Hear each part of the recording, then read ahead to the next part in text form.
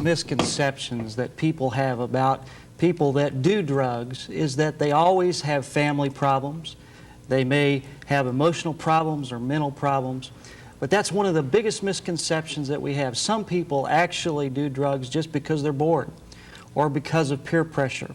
We have a young man with us tonight that struggled with drugs for a time in his life, that came from a Christian home, that came from an affluent home right here in Kansas City and struggled with drugs for a time. Went to a Christian school. And we want to welcome tonight with us Derek Nunnally. He's from over in the Shawnee Mission area and goes to Antioch Family Worship Center. Correct. And we're glad to have you, Derek. Good to be here.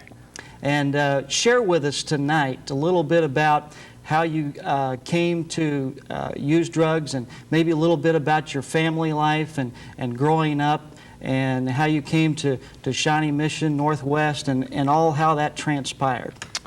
I grew up in a Christian home, and I went to church all the time.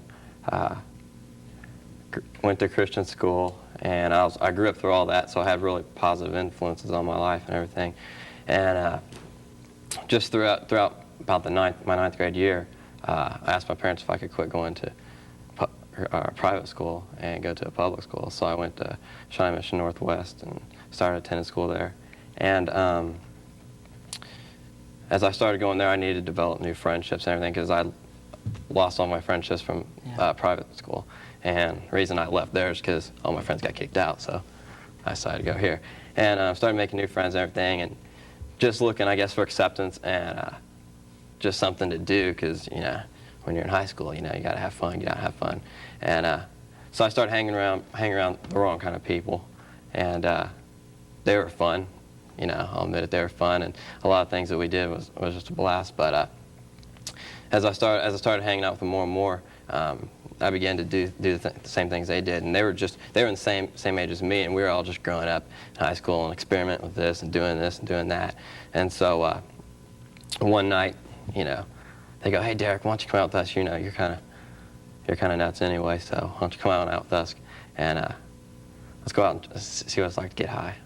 I'm like, okay, that's cool. So I'm all for it, you know. I'm sure we can have some fun. And I started doing that, started going through all those kind of things, and started drinking and getting in, doing acid and different things like that, and just to do it, just to have fun, and because my friends did it, and so we all did it together, and we had a blast, and started just doing that kind of stuff. Okay, now tell me a little bit about your family, your mom and dad, and how your relationship was with them during this time. Well, during the time that I started going to Shawnee Mission Northwest, started hanging around the wrong kind of people, it started getting even worse. It wasn't real good anyway. When I started in junior high, I was just like, I don't know, I guess junior hires go through it. And a time when they think they know it all, or high schoolers go through the time they think they know it all and everything. And I was there, and I was just going through all this stuff, and I had a pretty good relationship with my parents all through when I was growing up in grade school, and junior high, I had a pretty good relationship with them. But it all started to fall apart when I started going my own way and started rebelling and that sort of thing. And so they were Christians, you know, they were Christians and everything. They were a good influence on my life, but I just kind of rejected it because it all began to be so monotonous, you know, going to church all the time, you know, and just where I was at in my life and my relationship with God, I really didn't have one, and I didn't see anyone else's relationship with God that made any sense to me, you know, because it just looked boring, you know. It looked like they just went through the motions. All they did was just go to church, and that was boring to me. And going there and doing the same thing, stand up, sit down, you know, doing that kind of stuff, and just going through the motions. And so I was like bored with it. And I was like, man, let's get out, you know, see what's out there, because I'm sure there's something else to do. And I didn't see any power in the Christian living or anything like that. So you graduated from high school and went on into the workforce. What happened then? Well, as soon as I graduated from high school, about a month after that, I moved out with a bunch of my friends. And we moved out to an apartment, you know, and we just started partying even more and doing a lot of that kind of stuff. And I had to get a full-time job, you know, start working. So I started working for this carpet cleaning company, and that was a blast. But anyway, we started doing that. Well, this is the time that Persian Gulf thing started firing up. And I remember, like, right before I got out of high school, the year before year before I went into a public school.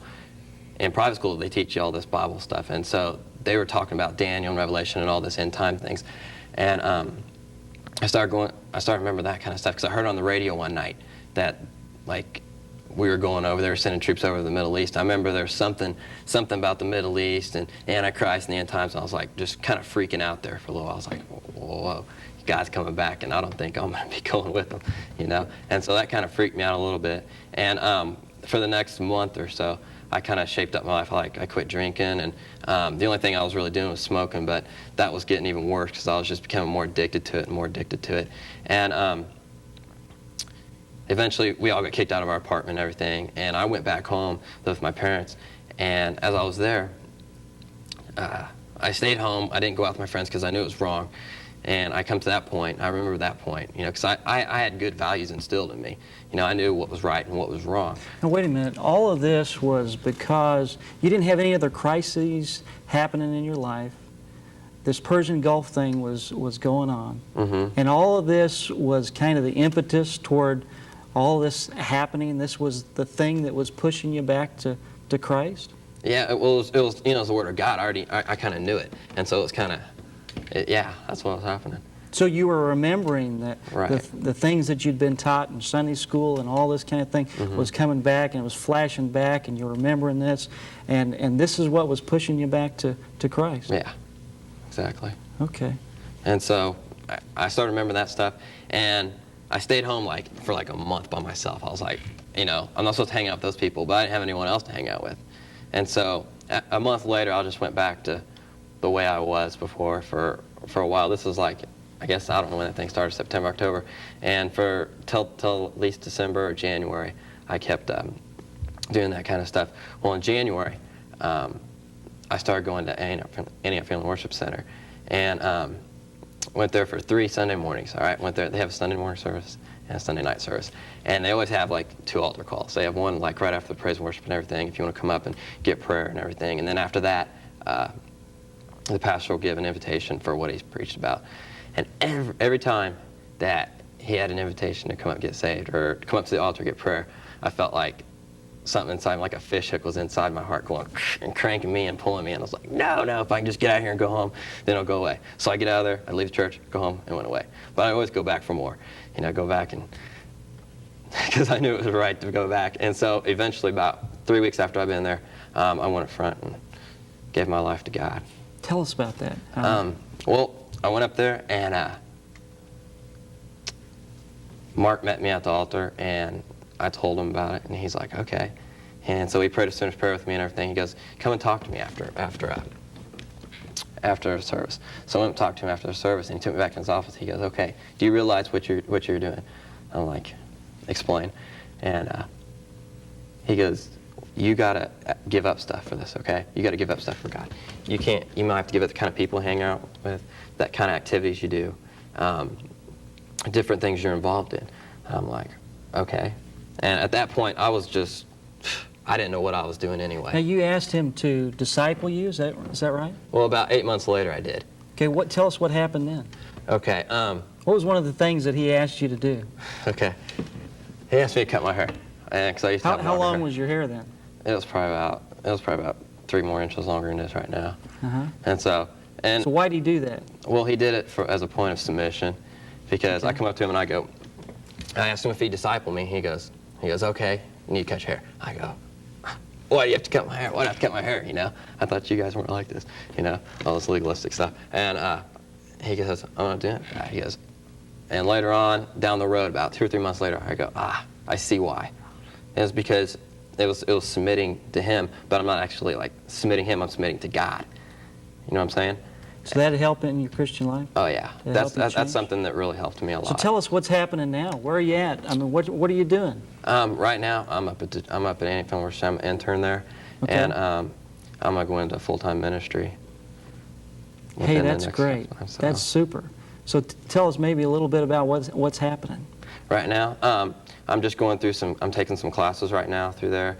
I'm working with the youth department there, and we're working on outreaches, and so we're training kids in that. We're teaching discipleship classes and different things like that. We've got group, about 30 kids on Monday nights that show up for discipleship classes. And so we're training them in that, and it's great. awesome. That's great. Well, we're here with Derek Nunnally tonight, and we thank you, Derek, for being down with us. And this is a picture of what a lot of kids, a lot of young people get involved with drugs and alcohol, have just come from maybe a life, maybe they're bored, maybe they're looking for excitement. And Derek is a perfect picture of a lot of you that may be out there tonight that need a change in your life, and you don't have the power to do it. Derek found the power, and he found it through Christ, and you can too. That's it.